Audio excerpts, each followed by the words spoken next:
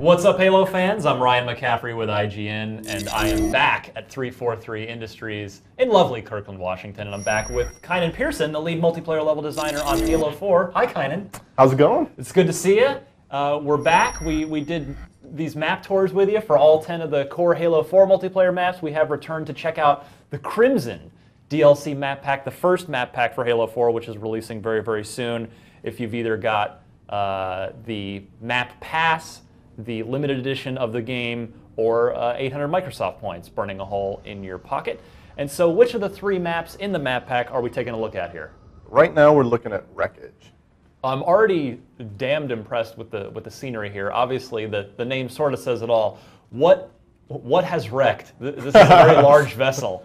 Yeah, so this is one of the line installations. You've got some Forerunner artillery that will fire up and take things down. And so this is kind of like just the crashed ships and debris on the ground that have been taken down by the defenses. So it's a different style map than I think that we've previously seen in Halo 4, and it's kind of new for Halo. We're taking a lot of risks with doing the wreckage and debris and everything kind of around. It gives you a lot of nooks and crannies to hide in and a lot of little interesting avenues to have slightly different engagements than you would normally have, just because of the amount of kind of rebar and stuff popping up and just all the... Noticing some awesome detail here, like the dust blowing through the air, the golden sunlight god ray action, and I'm liking this. This is a cool mix. There's sort of a mix of UNSC and Covenant architecture, because everybody's been wrecked on this spot. Yeah, which is definitely cool, seeing kind of everything just strewn together. So this is the third of our three maps. Be sure to check out the other two on IGN if you haven't already. And what I can now say after having seen all three is they're all big maps. They're all big vehicle based, bigger team maps. Did you guys feel like there was a little bit of a hole there that you wanted to fill, or are you guys just love the big team stuff, or kind of what's the reason behind going with all three maps in the pack being a bigger maps? Well, I think Harvest is slightly smaller than these, but with the right objective types, you can focus people into certain areas. But we wanted to give people plenty of opportunity to use the vehicles, drive around, and have longer, mid, and short-range engagement distances. But we wanted to highlight vehicles for this particular map pack. And as we're seeing right now, this will challenge your Warthog driving skills, it looks like. Yeah, we definitely took some risks with this, and it's an advanced map in a lot of regards, in terms of there's plenty of moments where there's you're going to need to turn fast and do a lot of stuff in vehicles to avoid running into things. And there's multiple areas that are harder for vehicles to reach, but also there's plenty of long driving routes and stuff that you can see, some clearings that open up for some really intense vehicle driving moments. I noticed you just pulled off a pretty skilled jump. Last time we were here checking out the core 10 Halo 4 maps, you talked to me about how you love jumping in Halo combat, and so I'm guessing that last jump you pulled, was that a Kynan special? Was that like you one of those? If you do it just right, you can hit this jump and then maybe gain a tactical advantage of landing on top of that structure to get the drop on somebody? Yeah, you're going to find a lot more kind of tactical jumps in this map in particular, just because there's so many little nooks and crannies and areas that you can get into. So there's a lot of ways to do little secret bypasses and little shortcuts and kind of hopping up and over and around things. So it's going to give you some really dynamic firefights and some great opportunity to show off your movement abilities. Talk to me about CTF on this map, because we've got these very, very tight internal spaces within the wrecked ships, and then these sort of wider outdoor spots with these tight Warthog turns. I'm guessing that in your playtest there are some just wild flag captures and escapes that happen here. I mean, there's so many routes to kind of take that you can really keep things interesting, and you can keep the other team guessing, as well as just fights can happen and break out anywhere, and there's any number of areas that you can reinforce. So the battles really dynamically shift in here, especially in regards to CTF and objective modes where like capture the flag, sorry, like King of the Hill and extraction.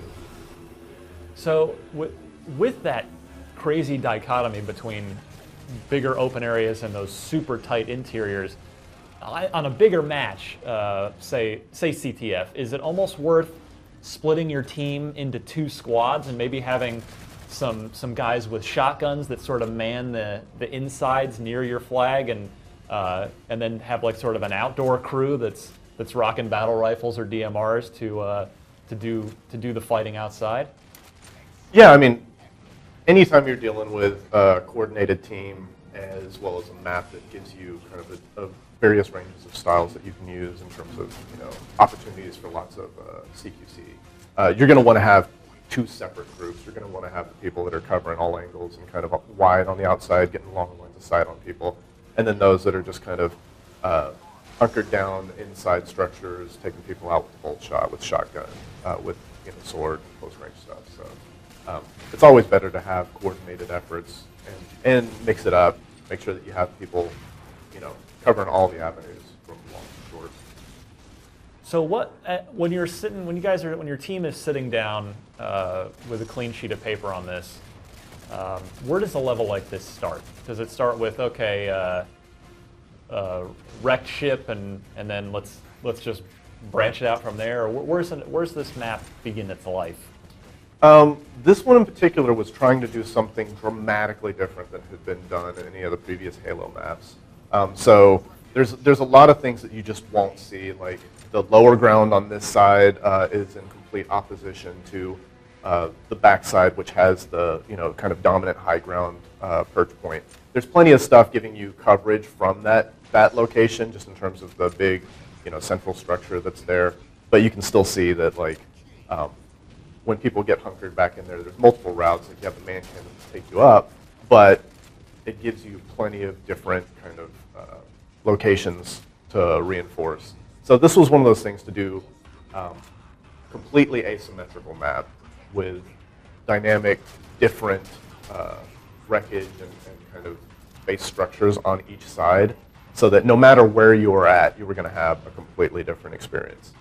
And it's definitely one of those things where we knew going into it that it was a layout that was going to provide an experience unlike anything that people have had in prior Halo maps. This looks like a map that might take a little getting to know. Are we going to be lost maybe for the first couple times we play this map?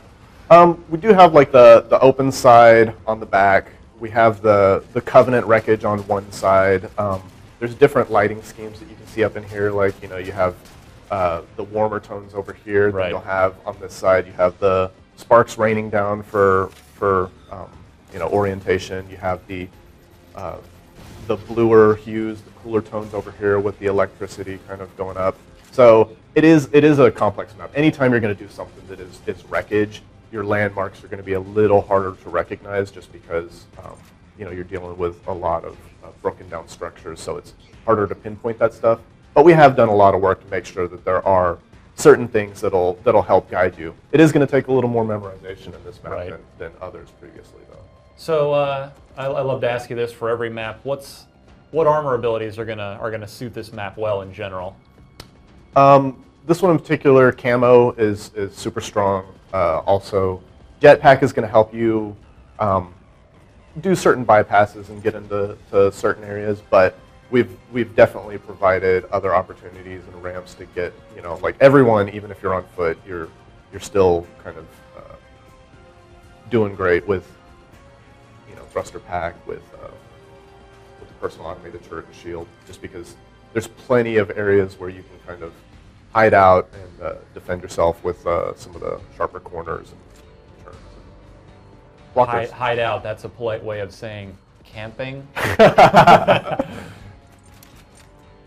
I said it, not you. Right? No response from Kynan.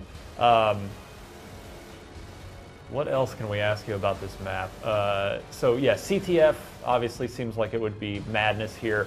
How about a little King of the Hill here?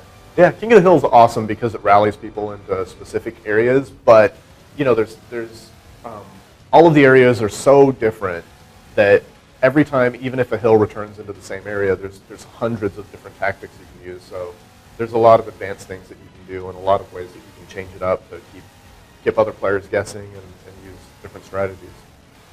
All right, well, this is Wreckage. It is part of the Crimson multiplayer map pack, out very, very soon for Halo 4.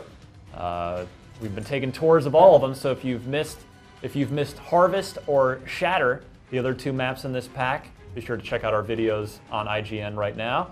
And for all things Halo 4, you know where to be, IGN. Kynan, thanks very much. Thank you.